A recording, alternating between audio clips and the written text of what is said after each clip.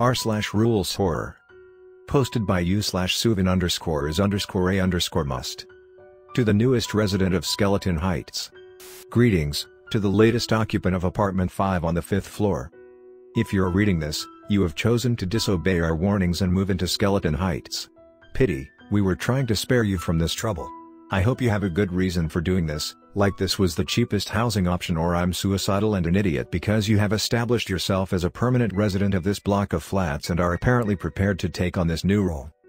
You cannot move out. You can try, but you'll always find yourself back in your apartment in the morning no matter where you relocate to. There are 2 ways you can escape. 1. Kill yourself. 2. Disobey any one of the instructions below and die. Are you ready? Now, obviously the most important rule is to be a good human being. I don't mean morally perfect, but at least refrain from intentionally harming others. Please keep this in mind as we continue. Part 1, Layout of the building. There are 9 floors in total and 6 flats per floor. You can either climb the stairs or take the lift up to your apartment on the 5th floor. Now, occasionally the building likes to shuffle the floors around like a deck of poker cards, and the sequence of the floors is rearranged. For example, the 9th floor could be relocated to the 1st floor. It usually reverts to the original order within a few days. If you're in your apartment when the floors reshuffle, good on you. If you're out shopping or at your job while it happens, you have the additional burden of having to do a few extra steps. Please follow the instructions below. 1. Keep your eyes peeled whenever you arrive home. Previous residents have made a mistake of assuming that their floor is always where it should be and on autopilot enter the lift as usual. I recommend taking a picture of the entire building and noting where your floor has shifted to so you can live another day. 2. You have 1. Try to make it back to your apartment. Get off on the wrong floor and the building will absorb you into its walls forever. You can sleep outside if you're afraid of getting it wrong, but you'll have different dangers to deal with if you do. 3. We are a community that looks out for one another. If you see a neighbor attempting to travel to the wrong floor, you are to stop them and redirect them to the right place. You'll feel better for helping them. Anyway, if you notice and you don't step in, you'll have blood on your hands and it's a violation of the main rule we expect you to follow. Smile. 4. The above rule does not apply to anyone else. This is not to say nobody will help you, but they are not obligated to. 5. Until the order of the floors go back to normal, you must keep your guard up. You must enter the correct floor and apartment every single day. 6. The lift has a mischievous streak. Once every few weeks, it shuts its lights off and stops abruptly, before simulating the feeling of falling. Do not scream or cry when it happens, the lift likes that. The more you panic, the longer it lasts. Take a deep breath and politely tell the lift, focus on your job. The stairs are more reliable and will not mess with you. You know, they're just your average bloodthirsty stairs. If they smell blood, they bite. Some tips to have a fun walk up the stairs. 1. Cover all injuries from minor to severe properly before beginning your trip. If you are injured at all, spray yourself with scent as blanket protection. 2. Always bring along an emergency pack of tissues so you can immediately deal with a bleeding nose. If you get periods, they probably can't detect a few drops, but to be on the safe side, be prepared by wearing what's necessary. If it starts suddenly, try your best to put on your sanitary stuff without removing your pants. 3. If you've just killed someone and they have their fluids on you, obviously this wouldn't be you, but certain neighbors of yours, rinse yourself off before using the stairs. If the situation starts getting out of hand. 1. Do not try to wipe up the blood. If anything, when your blood drops onto the steps, you can distract the stairs for a few seconds while they lap up the blood. 2. Let them eat your bloodied clothes and run. You may be humiliated at being nearly naked in front of us, but hey, you're still alive. 3. Sacrifice a limb if you need to.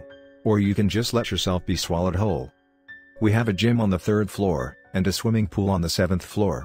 You can use these facilities, but we'd rather you not. We've just congratulated ourselves on 0 deaths in 2 weeks and we'd like to maintain that streak.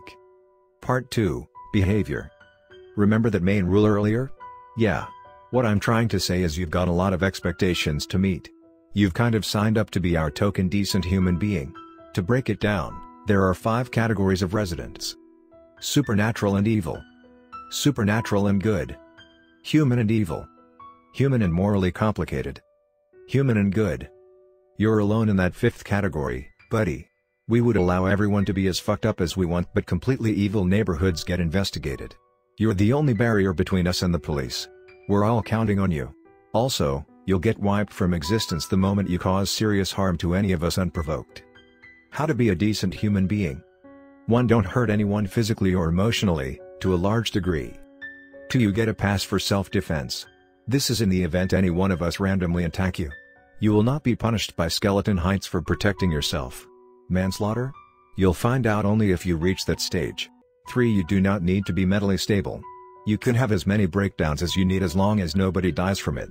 4. The bar is actually really low, to be honest. You're also probably wondering about what you can do when it comes to holidays and guests. This applies to every resident. 1. You can occasionally leave to visit your friends or family, or travel for leisure. You may not leave for more than a week. If you aren't back after 7 days, the people living with you will start dropping dead. You won't, you'll just be teleported back, but you'll wish you would after seeing your loved ones dead. I think you're puzzled as to why the penalty for overstaying is worse than outright running away. You see, Skeleton Heights has a mind of its own, and it hates liars more than traitors. The intent matters not. If you overstay, it assumes you were lying about staying away for a while when you really intended to leave forever. Oh, and the people around you dying is a punishment for lying. You cannot stop the deaths by moving back immediately. Do note you cannot go on any more 7-day trips for the rest of the year. Unless. See below. 2. You can try to leave for longer, greater than 7 days, if it's a work trip. You have to inform Skeleton Heights. Not the management. The actual building. You'll need to apply for permission. What you're going to do is first obtain a sheet of parchment paper and a fountain pen. It must be parchment and it must be a fountain pen. Format your application as such. Dear Skeleton Heights, I am requesting permission to depart for insert time as I need to run an urgent errand. I will return as soon as my business is finished. Below your signature, you must include a bloody thumbprint as a sign you are committed to honoring your end of the deal. We apologize in advance if you have a blood disorder. It must be blood. Do not use any other bodily fluid. It can be taken as disrespect and the possibility of you being rejected is high.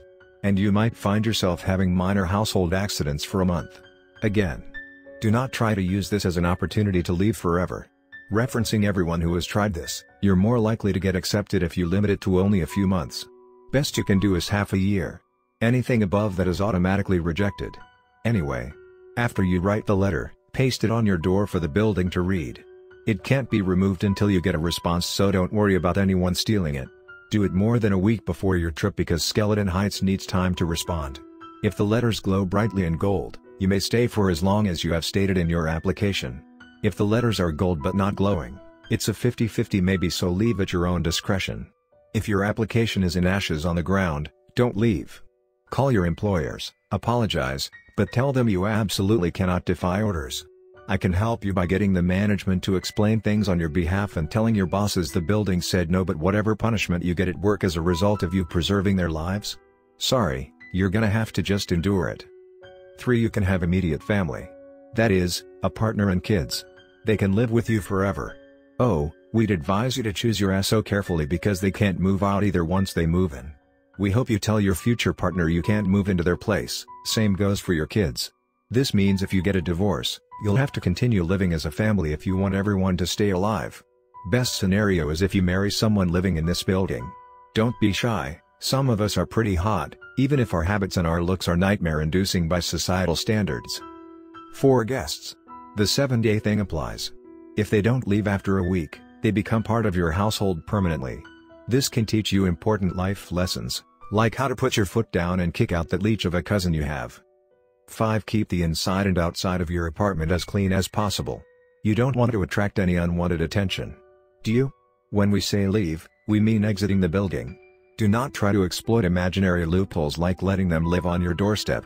Not to mention it's annoying when residents trip on them. As the writer of this letter on behalf of everyone else, I sincerely hope you enjoy the rest of your life here.